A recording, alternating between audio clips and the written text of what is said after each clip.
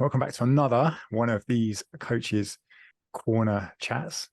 Yeah, I think that is what we're calling it. It's definitely stuck now, so we're going to call it. We're going to go with it. And then today, I like it. joined by Kate Lyman of KL Nutrition, that's your business, right? So that's your nutrition coaching business, which we're going to get into today and talk about.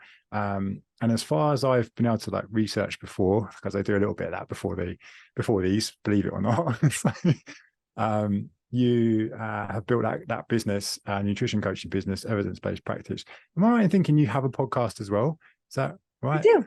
Yeah, How to Yeah. Fitness. That was the one I How saw. to Fitness, right, with a co-host, Michael Ujoa, and he's in Scotland. And we have a lot Yeah, of fun doing it.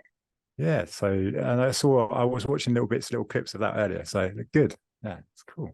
But thank you for joining us. Yeah, happy to be here. In terms of if people don't know of yourself and what you do and things you're up to at the moment, maybe it's best if we start with just letting us know what that is better than I do. Yeah. Yeah. So, I mean, like a lot of us here, I run a nutrition coaching business. I can say confidently that I didn't go to college thinking this is what I was going to do. I worked in fitness for quite a while. Before making this transition as kind of my career.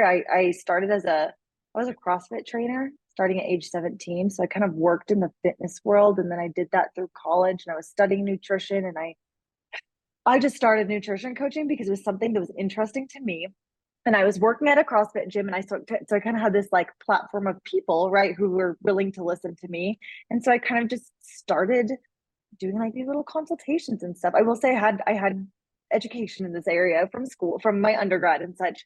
And then I went on to grad school. I studied public health, with a focus on nutrition education and health behavior theory, and kind of was doing the nutrition coaching on the side. And I'm talking real, we're using Google spreadsheets here, and people are Venmoing me or PayPal or whatever, very non-official.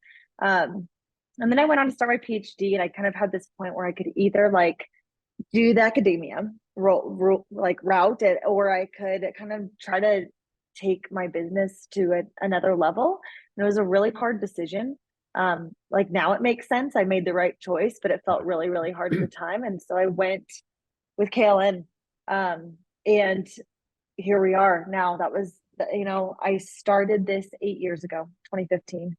I went full time in 2017. That's when I was in, well, I didn't, no, I went full time in 2017. That's when I left my PhD program.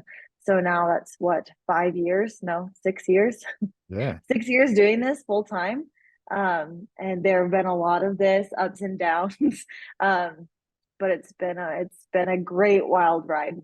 Wow. Yeah, I can imagine that decision to make of, right, do I carry on with what I'm doing here, PhD wise, or then do I just jump into this? So what was it that made you go this way? Um, so I didn't love my PhD. I love school. I like research. I liked it in theory, but I wasn't studying what I wanted to be studying. I obviously worked in nutrition, so I was in, nutrition education and such, but the projects I was working on, and the way I couldn't secure funding and the things I wanted to do kind of made the decision make sense. Whereas I think if I had been happy in the program, I wouldn't have left. Cool. Yeah, that makes sense. And then so you've been doing 2015 and 2017, and that was when you went fully in. How Mhm. has that how's that developed over that time frame over from that? So I started as Kate Lyman Nutrition, right? Because I thought it was just me. I didn't think I was gonna have other people work under me or with me or anything. If so, maybe I would have chosen a different name. But in 2018, I hired my first co-coach, Diana. And it happened very organically. At no point did I think I want to expand and make this the next step. I think for a lot of people it happens because with one-on-one coaching we hit a ceiling, right? You can only take on so many clients and give them a very good product, and you can only provide so much for them. Something that I feel personally is that coaching requires a lot of empathy. There's a lot of energy for your clients, and that's kind of my ceiling, always more than time.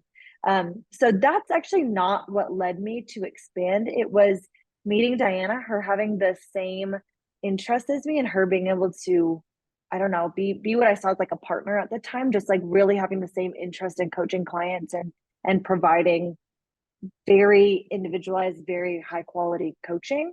So it was kind of like a conversation we had going on, and we decided like, let's try it. You know, this could be great. I now have 7 coaches working under me, and for each one, and you know, that's happened over the last, I guess, since 2018. For each person who's joined my team, I can say that I've sought them out. I've never like opened up applications or said, "Hey, I'm looking for a coach." It's very much me asking them. And I think that's been a huge key to how we all get along, how we all work together, because, you know, we're all doing our own thing with our own clients, but we're learning from each other, having a lot of conversations, doing a lot of continuing education together, having a lot of discussions, etc. And we have a great dynamic where we're all very different. We have different personalities, but we all have the same um, desires as far as coaching and a lot of the same skill set. So I think while it's been more laborious, like the seeking out people has been the move for me, at least, to know that I'm working with alongside individuals giving the same amount of like attention and care to their clients. Yeah, that's really cool to hear, because I was going to ask you about how you've grown to that stage where you're at now, because it's like you mentioned, you'll come up against potentially like resistance or conflict, and then but you've, like you just explained, you've done that because you've then sought them out. You've already had that relationship, so you know that they're really the right fit. Um, how how do you manage it? How do you know? Are you all in the same kind of area? Do you work all over? How's it? Yeah, we're all over. So I now live in Oaxaca, Mexico. I've been in Mexico the last 3 years. Let me see, one of my team members is in Washington State, one's in Nebraska, one's in Utah, one's in Kentucky, one's in Ohio, and one is in Tennessee, Memphis, Tennessee. So we're all over the place. We have gotten together a few times. It's been really fun, but it's hard because we all have different things going on. You know, some of us are parents, Hmm. other jobs, etc. But we keep up a lot of communication. So I will say, I mean, this we're talking about Apotheo here. Absolutely necessary to do how I function, right? Because of the like allowing a streamlined process to bring in clients, to disseminate clients, to check in on people and switch clients over if someone has maternity leave or something like that. I would say as far as like systems go, that's integral to the way I function. I can't imagine doing it another way. Hmm. But that being said, I haven't tried many other things because I've been with Apotheo since 2018 or 2017, maybe. But you know, I try to keep a lot of communication streamlined, so we communicate via Voxer. We have a lot of like voice chats and such. I send out an email every Monday, and sometimes I'm, hey guys, you need to do this for me, or you know, remember to do this. Or sometimes it's like, hey, I came across this research and I thought it was really cool, so let me share. Or you know, I have a client who's going through this challenge. Does anyone have Hmm. suggestions? Or like, what would you do? You know, so we just try to keep pretty consistent communication. And my team has grown more than I wanted it to or ever saw it growing. But, and I can't say definitively like no more, because if the right person were to come along, I think I'd be open to that. And that's how I've gotten to where we are now. But I don't I don't have any interest in like a huge team where I don't essentially know what's going on all the time. Not like in a micromanaging way. I hope they would say, no, you don't micromanage. But in a way where I just feel familiar with how everyone's doing and what everyone's capacity is feeling like and what they have going on in their lives as well, right? Because I do, it sounds cliche, but I want us all to be friends too. I think it makes it a far more enjoyable environment to work in. Yeah, definitely. Absolutely. You mentioned Apotheo there. I will, we should probably talk about that a little bit at some point. But I just, Maybe a yeah, little bit. this is what I always do. I just get into like, oh, I'm really interested in how that's grown. How did you get to that stage, and how does it all work? But in terms of Apotheo, like how did you initially find that? It was Sohee Lee, who I have just like looked up to for so long, so long. And I think, gosh, this is a long time ago. So I think it was 2017, and I literally emailed her or her support team and said, "How do you do this?" Because I think she had at least one co-coach at the time, and I said, "Like, how do you manage this?" Because before that, I was using Google Sheets. Like every client had a different Google sheet, And, I was managing that all and it was fine for just me. But then I brought Diana onto the team and thought, oh, like, how is this going to work? And like payment now, like I'd like something that's a little easier. And even then at the point, I was just thinking it's just us two. And still, I want to streamline this somehow. So I believe I emailed Sohi or someone on her team or DM'd or something. I was like, hey, how do you do this?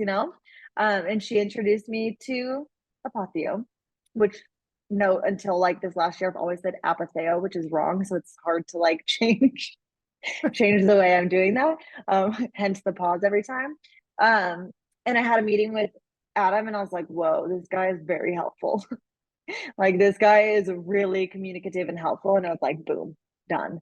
And it has made all the difference for me. Yeah, that's not the first time that's come up as well. I've done a few of these now, and it's like, oh yeah, so here I saw so here I was using it, and then it gets to a certain point in the interview, and then it's like, oh yeah, but Adam's super helpful. Like these Oh my gosh. two constant. Well, Adam, you're probably gonna watch this. Maybe I don't know. I will say within my team, like someone has an issue, we go to Voxer first. We're all talking through it. We can't figure it out. We're like, okay, dang it, we have to bother Adam again. And we're like, good thing he's so helpful and so kind. Like I would hate us because sometimes we have questions that we can't figure out. It's like we know we should know this, but Adam is a lifesaver. No, and he genuinely enjoys that side of it as well. People think that they're annoying him, but he's actually no. I want to know because then it helps him out. So Well, yeah, I mean that makes sense too, right? Like with yeah, troubleshooting and such. yeah, it's great. Was there anything that particularly made you choose Apotheo apart from Adam? But like, certainly, so, It the so I will say to me, like the cleanliness and aesthetics of the things I use are important. And maybe that sounds silly, but like that is a really big thing for me. When I was looking at other software, some were like a little hardcore looking or yeah, like a little too busy or weren't as clear cut. I am a data driven person. We take a very holistic approach coaching individuals, but we do use we use data and feedback and different metrics. And so the ability to see progress, the ability to kind of keep notes on our own end while also having like this view for clients and just having multiple different metrics and data points for me is like a huge deal. And then syncing with the tracker that they use, like it's awesome. Because I think of before having to have my clients like manually input their data and then not being able to just like see their actual food logs and having no desire to like manage 20 different people's individual food logs on different apps or whatever. Like I think ease and the simplicity of it is a huge draw for me. yeah, 100% get that. Especially if you were coming from, did you say you used Google Sheets before? So was that, how was the transition over to Apotheo? It was, I will say it was really hard for me to ask that of my clients. Like it was this huge stressor for me to be like, I'm so sorry. Like I'm growing and I need you to do this. And with it, I did have to raise prices because there are, merchant fees and Apotheo fees that weren't there before. And it caused me some big time stress and anxiety. And then I think I didn't lose a single client over it. Everyone was fine with it. And on the other end, everyone was happy because it was easier. And that transition really wasn't bad at all. Yeah, it's always worse. You think it's going to be worse, don't you? And you tell yourself these stories. Exactly. And I mean, that's like half of owning a business to me is like worrying about things that no one else is thinking about, Yeah, right? always. And then you do it and you're like, I don't know what the big deal was. I should have done that ages ago. Exactly. Exactly. Oh, brilliant. Exactly. So yeah, in terms of them, how you use Apotheo with the team and how you manage everything, how does that work? Do you use it in any specific way? Do you use it differently? Like, what kind of stuff do you do? I don't know that we do anything too different. So that like if we're just speaking logistics, I kind of manage everything. So we have the application. I'll back up. We offer one type of coaching, and that's like one-on-one coaching with a 6-month minimum for a specific price. I don't have like different levels or anything like that. It's just one thing. So I have one application, and when applications come in, I do go through all of those. I answer them personally, like obviously using the tools and that Apotheo has, which make things a lot easier. And then if someone wants to move forward, I assign them to the coach based on their preference, best fit, et cetera, if we've had a call and talked. And so from there, I assign them to the coach's profile and they're in there. And then now the coach has got them. So the way I run things is that I am in charge of all client acquisition and answering applications and such. And obviously, like if there's any questions or issues come up, and my coaches just coach. Like they have, in my opinion, a really good job where they don't worry about bringing in clients or like having to sell their services or anything like that. They get the client, they coach them to the best of their ability, and that's that. So I keep my client load a little lower now that like I track my time really carefully, and me responding to clients is like this much of my week, whereas the business stuff is like all this. But I kind of take on all of that so that their responsibility is just coaching and being the best coach possible. And Apotheo helps us streamline all of that, and I think makes it a lot easier for myself and for all of them. Yeah, definitely in terms of the management side of that, because I was going to ask you how you then with the team coming on and then your workload, because then if you still coach, then you're like, right, but then you are a manager as well at the same time, so managing other people. How have you found, because this is more a question around well, not really to do with Apotheo, but because your nutrition business is underneath your name, and then you've got these coaches here. When people come to you, do they expect to work with you, or how have you kind of worked with that? So we all stay pretty busy, and we all are very transparent about our capacities. Like not taking on more clients than we can handle at the moment, or knowing that something's coming up and we need a little breathing room because you just got 2 people started or something. So we all, like I have a Google sheet of my whole team, and we just like note, I have 1 spot available October 9th, or 1 spot available November 1st, or whatever that may be. So when an application comes in, sometimes someone will prefer a different coach, and they'll just check that person, and I'll just tell them their availability. Sometimes if they want to work with me, I just say, well, my next spot is open November 15th. But given your background and goals, I think you could also work really well with Whitney. And her available is October 1st or something. And I just give them the option. And the option is still there. And I think a really integral part has been building out my website and our profiles to make it really clear that we're all very qualified coaches, but we all kind of work with different types of individuals too, which is a hard balance because I think we're all qualified and experienced to work with just about anyone, barring like really extreme circumstances. But we've just tried to like niche down into, so-and-so is a busy parent and works with more busy parents, or so-and-so was a competitive athlete in college, so kind of works with more of those like, now retired athlete type or something. So niching down and kind of making that known in our different profiles on my website has been helpful for that. And sometimes I get on a call and someone's like, I want to work with you. And I'm like, I would love that. Here's my availability. I think you're actually a best fit for Kit. Like, here's why. And I'm just really forthright about what I think is going to be the best fit. And I don't know, it works pretty well. Yeah, that's good. I was looking through before. I was looking at the website. It's a great website as well. And then that was really clear, like in terms of I could see exactly who the coaches were, and it gave me a really good insight into the type of personality, and even just from a small piece of information you've got on the website is brilliant. So it's good. I like that, how it works. In terms of going back into Apotheo now, is there anything that you think might have become like an obstacle, like in terms of you choosing to use Apotheo, or anything that's come up? I don't think so. So I will say, up until last year, actually it was like a year ago exactly, last November, November, I wasn't using Apotheo's application process because it didn't have, I can't remember now what I didn't like about it exactly. But it didn't have all the features I wanted. I think it like looked a little clunky to me. Like it looked like when you went to apply for my website, it like was taking you somewhere external, and I just didn't like the vibe of it or the aesthetic. I don't know exactly what it was, but I didn't use it. And that meant like I had 12 Squarespace forms on my website.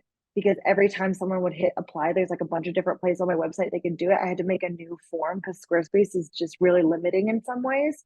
Yeah. So I had 12 different forms I had to stay on top of to manually send an email back.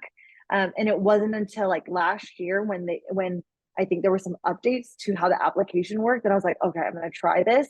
And now I'm like, oh my gosh, if I had just done this sooner, like gotten over myself with how it looked and done it sooner, because Adam helped me like put in some back end codes with like my fonts. And now the application looks a little closer to how I want it.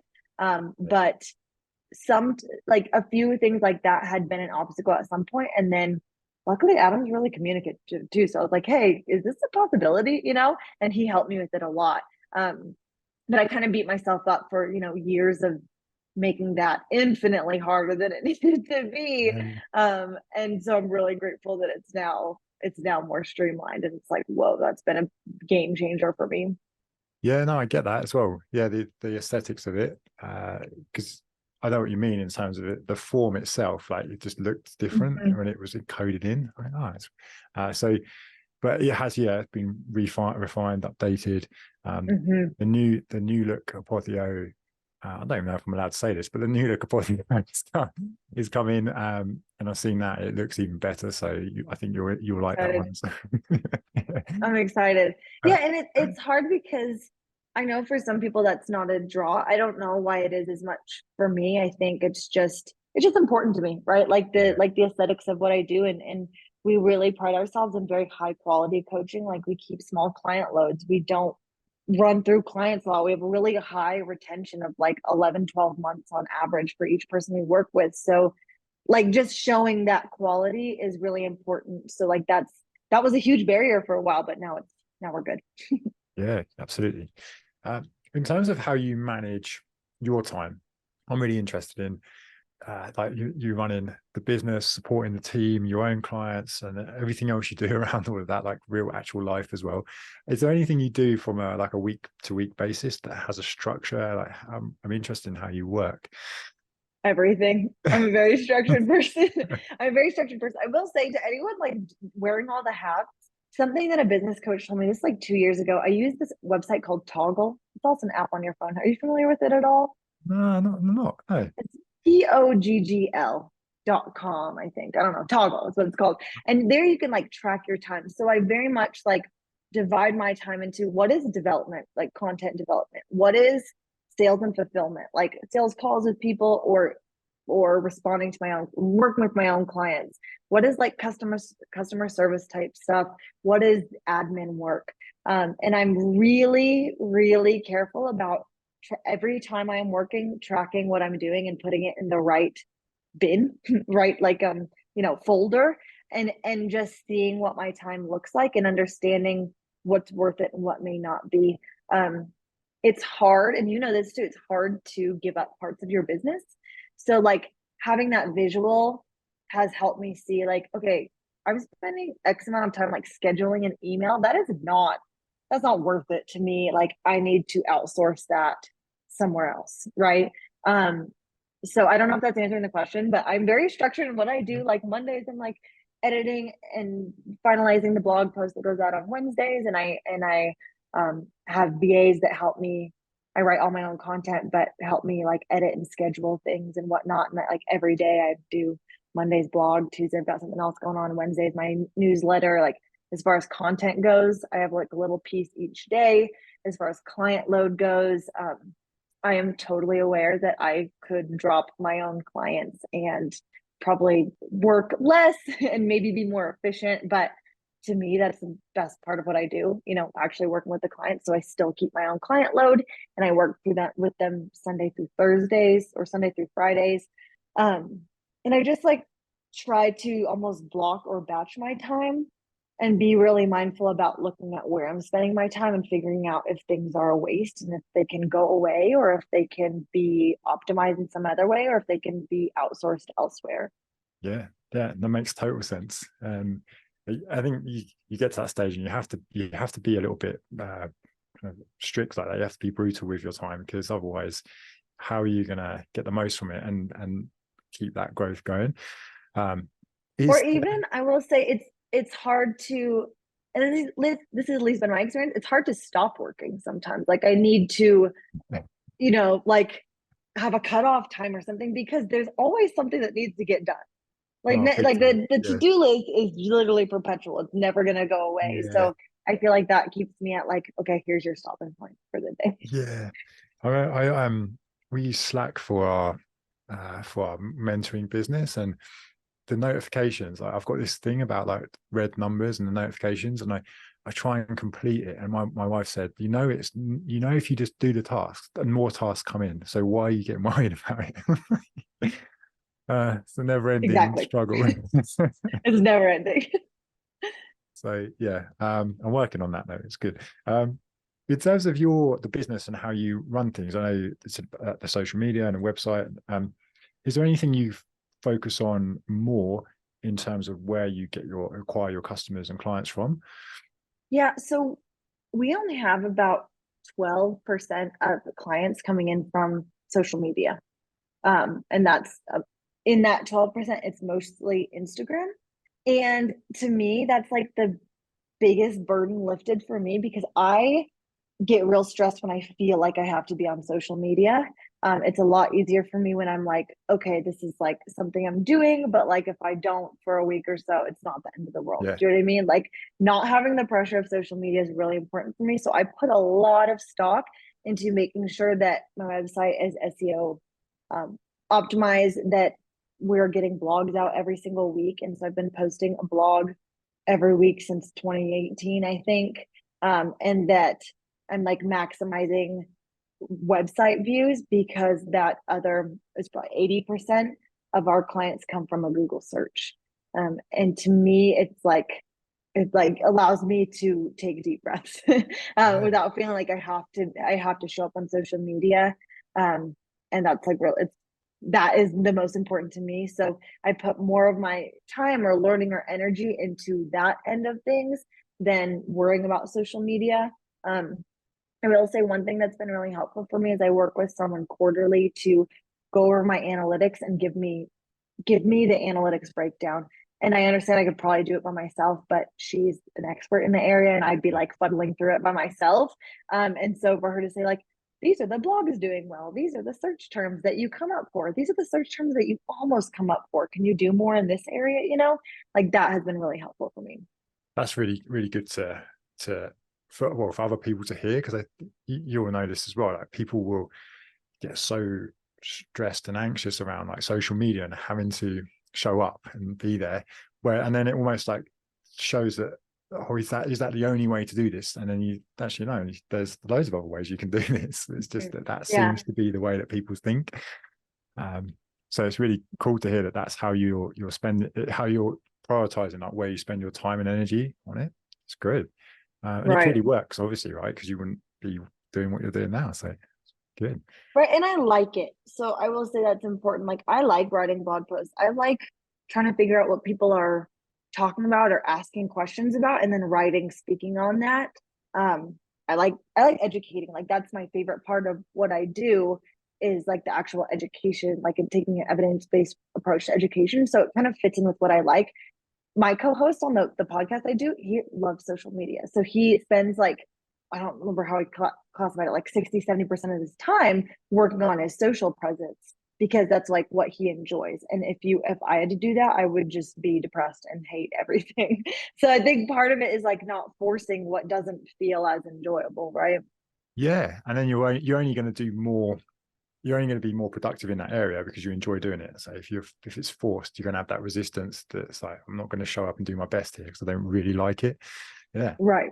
Great. That's good to hear. So I was going to ask you something else about Apotheo. Oh yeah. Is there a certain moment or something where you're like, this is like the right decision. This is what made us know that we've made the right decision in terms of using Apotheo? I don't know if there's like a one thing, but I will say over the past 2-3 years, I have had a baby. Two of my employees have had babies, and so we've had to like figure out what does maternity leave look like in the way that we work and such. And we've had to switch some clients over to other coaches and stuff like that. And I have literally thought multiple times, like, I don't know how this would have been possible without the feature, like the function to be able to just like, oh, switch Caitlin to Diana's Yeah. profile or whatever it may look like, right? Like I think that has been really, really helpful in a lot of ways. Maybe that's just one of those moments. I can't really remember too many other ones, but been like a good choice. Yeah, no, that makes sense. Yeah, there's multiple like examples on previous calls where we've done this with people where it's just been the small little things like that. And you think actually that Mhm. makes such a big difference. Is there anything else around Apotheo that's impacted the business or your life in terms of I suppose that is really a kind of one of them, like saving you a little bit more time or making fulfillment easier when it comes to clients, like onboarding or anything like that, less stress? I don't know. You know what? I would say, and this just kind of popped into my head, I like knowing that I can go into any of my coaches and see their stuff, like see their communication with clients and see what their client load looks like and see if they've got a lot of missed check-ins or, whatever that may look like. I don't do that. Yeah, Like I don't check in on them unless they ask me a question or we're talking about something. But I like having that ability because I feel like that in and of itself is peace of mind. yeah, absolutely. Yeah, that's a great having that feature because we haven't got there's not as many coaches with us, but it's still good to have the option to go, oh, cool, it's easy to just see Mhm, everything if you need to. mhm. What are the plans? What is the plans for KO Nutrition? Anything that you're working towards or? I that's a good question for myself. So my son was born in January. So when I was like planning out 2023 goals and everything, I was like, I think my goal this year is survive. Like get through, like figure out how to be a parent and a business owner. Um, and I could go on and on about the similarities between the two and not to like minimize parenting at all, but holy crap, I've seen so many similarities between these two roles. Um, Mainly thinking about it 24/7 and it waking you up at night and never getting like a mental break about it. But 2023, I just kind of have taken the approach of like coasting, like keep doing what I'm doing, show up the best I can for my clients, within our coach's expectations. That is our coach's expectation. Be the best coach possible always. And that can look like a gazillion different ways, but showing up for my clients has been the top priority. And then I think next year, I've always had a lot of growth come from hiring a coach, a business coach, just opening doors to things I haven't thought about before. So I think that's what's coming for me in 2024 is this year I haven't had a business coach for obvious reasons, but every time I have in the past, it's been about every year, every other year. It's just expanded what is possible. And I'm kind of working towards how can I um, work a little less while keeping the same quality of work, Hmm. continuing to optimize a little bit more. I am not burnt out, but I am getting tired of the grind. I'm getting closer to that, and I want to stop it, before it happens. Yeah, I'm not going to be able to not think about it now, like comparing running a business to having a baby. Just I don't thinking, know. It's just really similar in a lot of ways. It's like that was the first baby, and it required a lot of work and tears. yeah, I get that now completely. It's a good way of looking at it. Uh, Amazing. Is there anywhere best if like people watch this back and they're like, cool, I'd love to find out a little bit more about Kate, what you do. Where's best for them to go? If you want to chat, I love to chat. Probably Instagram. So my Instagram is at KL Nutrition. That's a good place. If you have questions, I like being really open to talk about my business. I really wish I had more help as I got started. Like I know some people can hear this story and be like, "Well, you've been showing up for this many years, so of course, blah blah blah, views or Google search or whatever." But like, I worked so inefficiently and poorly for so many years because there's a lot of resources now that I didn't feel like I had then or that I didn't know how to find then. And you think, oh, it's only 6 years ago. It's not that long. But I don't know. It kind of was. We weren't using Instagram the way we are now, six Yeah, years ago. it's There weren't crazy. Yeah, courses or blogs or any of that like there were like now, like there were 6 years ago. So anyway, I'm happy to answer questions to make that short. That's amazing. And that time period might not sound very long, but lots happened in that. Even in the last few years, so much has changed. But it's really useful that if we put this into the Facebook group, if anyone has got questions, if you're okay and you're happy to answer, that'd be amazing. So thank you. Yeah, or in the comments, because then everyone can see. Yeah, absolutely. Awesome. Thank you for your time today. Yeah, thanks for chatting.